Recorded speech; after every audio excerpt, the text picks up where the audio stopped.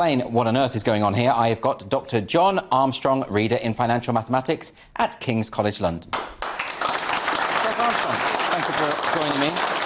Now, we're used to all this kind of stuff in the humanities. You know, decolonising the curriculum comes down to removing books by old, dead, straight white men, which are now considered problematic. And, you know, that's bad because you lose Chaucer, Shakespeare, etc. Quite key. But in maths, you would have thought that mathematics is immune to that kind of thing, right? Because it's about numbers. It's a universal language. Yeah, I think most people, when they first come across the idea of decolonising mathematics, when I first heard somebody saying decolonise your courses, they have absolutely no idea what it's meant to mean. Yes. And I think a lot of people sort of make up for themselves what it might mean. They sort of vaguely think it must mean let's do something good to help our minority students, let's find some ideas to help them. And if that was what decolonising the curriculum meant, then it would be an excellent thing. But if you actually look into the theory of decolonisation, there's a whole academic theory of decoloniality. And that theory is really quite anti-scientific. So the idea of the theory of decoloniality is, it's a strange idea when you first hear it. It's that the whole of rational knowledge, the whole of science, was constructed in order to oppress non-Europeans. So Europeans invented science, they invented mathematics as a colonial project to oppress other people. Well, that's not true, for one thing. Mathematics and science aren't solely the domain of Europeans, by any means. Mesopotamia, Asia, you know, there's all sorts of ways in which some of these disciplines have originated elsewhere. The mistake you're making there is to use rational arguments.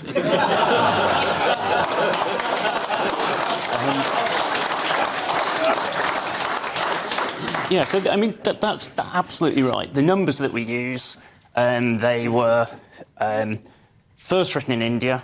They were Persian mathematicians, Arab mathematicians. They brought them to Europe. They brought them via the Moorish conquest of Spain. Yes. So there is a bit of colonialism there. Okay. But that's not the colonialism. You really have to look for it, though, don't you? I mean... Yeah, you do. But this is the problem, is that in order to decolonise something, one must assume it must have been colonised. And who's been colonising fractions? I mean, you know, this is an odd way to behave. So, I mean, I've heard all sorts of, mad activists saying things like this. I mean, a few years ago, there was an activist in America called Professor Gutierrez, who said that mathematics itself operates as whiteness. Do you think she's got a point?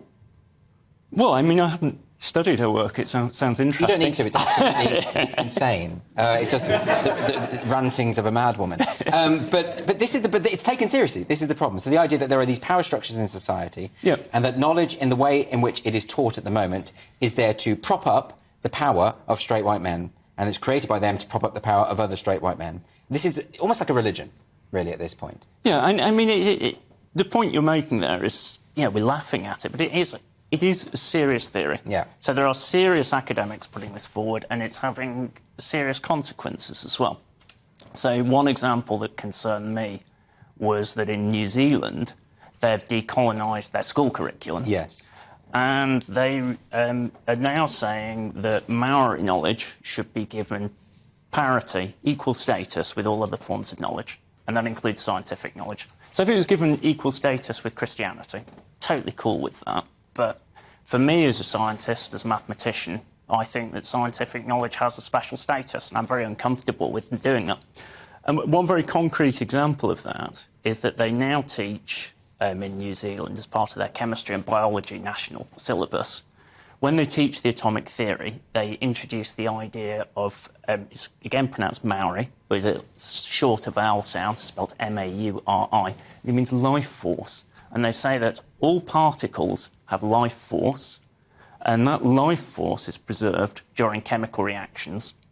And so they're putting some sort of spiritual dimension into the atomic theory, and they're undermining the experimental basis, in my view, of the atomic theory by doing that. So that's interesting, because in New Zealand, some people reacted to this. There were some academics who signed an open letter about this stuff, and then they got attacked and cancelled and called racist. I mean, they were specifically complaining that in science courses in New Zealand, the government wanted the Maori knowledge of the rainforest goddess. I mean, I believe the rain was described as the tears of a goddess. Okay. And that came into a science course.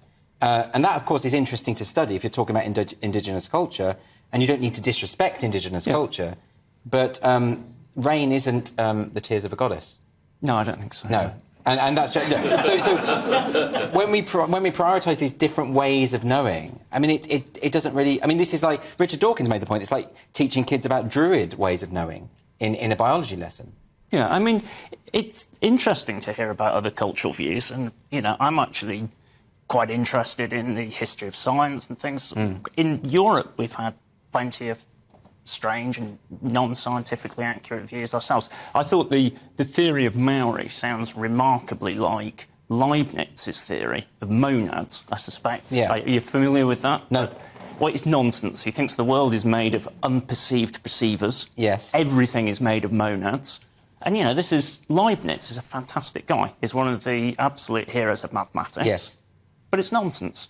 Well, and we shouldn't be afraid to call it nonsense. Some of Pythagoras' theories were quite nonsensical as well. Yeah, I believe so. But he also had a few decent ones, right? Yeah, exactly. But this is serious stuff, isn't it? Because ultimately, if we start saying that... I mean, I've seen academics in America try to problematise the idea that 2 + 2 = 4. Yep. They say, actually, in some circumstances, 2 + 2 can equal 5. And that's straight out of Orwell. But they're saying it for real now. Well, I saw a very serious mathematician, Tim Gowers. He argued that you could say that 2 + 2 = 5. He came up with... I can't remember his argument for it. Yeah, if you've got a shoddy calculator... Yeah, he was looking at different sort of mathematical models where you might come up with a different number system where it might make sense. OK. You can talk about these things, but I think what he was missing there is just the political point of it all. That, yes, if you redefine things... Yes. You can change the meaning of words, you know. Yeah, of course. But we need to keep the meanings of things. It's very important that we can communicate to each other. For maths, I mean, surely, if engineers start following indigenous ways of knowing, won't planes just start falling out of the sky? They won't work, right? I mean, I'm not being xenophobic there, but that's just the truth of it, isn't it? Yeah, I mean, ultimately, this is the fundamental difference, isn't it, between science and other ways of knowing, is that it's founded on experiment and it has material consequences in reality that are testable and meaningful. And so you're absolutely right. You would not want somebody developing a plane on the alternative theories of knowing. And, well, I mean, ever since they problematised Newton, because Newton maybe was racist because he was born hundreds of years ago, that might be why, and they're sort of saying that even the laws of motion, therefore, need to be reconsidered. I mean, to what extent has this infected your department and your university? Within the teaching of mathematics, it has not infected things. Okay. You know, our students are not clamouring for us to talk about these things. It's within the wider university that I think it's having an effect. Okay. Where we see it within a maths department is in things like EDI courses. So everybody has diversity and inclusion courses forced on them, and those are where you start seeing these strange theories. So, for example, in Kent, there was a compulsory EDI course for students that got all students, they had to say that sex is a spectrum. And this is, like, that's probably the worst example that people have seen. Yes. But it's happening throughout the university sector that we're getting compulsory courses and students are getting politics forced upon them. And I should clarify, EDI is equality, diversity and inclusion. That's right. Yeah. Actually, equity, diversity and inclusion, which is not quite the same thing. OK. But these things are being pushed onto people, and it is ideological ultimately. So just a final question, Dr. Armstrong, what do we do about it? Because it's obvious that academics who are serious about their subject don't want to become preachers. You know, that's not their role. They're not priests. Yep. They're scientists.